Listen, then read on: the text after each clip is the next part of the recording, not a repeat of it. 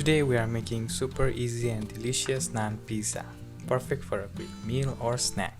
Start by preheating the oven to 350 Fahrenheit. For the sauce, we will use tomato sauce, minced garlic, salt, sugar, paprika, and oregano. Mix everything well and your pizza sauce is ready. Place your naan on a baking tray, spread the sauce evenly, and add some mozzarella cheese and top it with your favorite toppings. I'm using sliced meat, but you can use whatever you like. Now it's ready to go into the oven.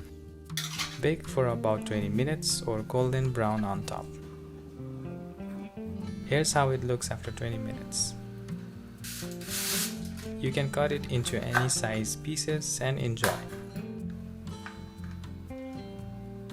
Let us know how it turned out for you. As always, thank you for watching and see you next time.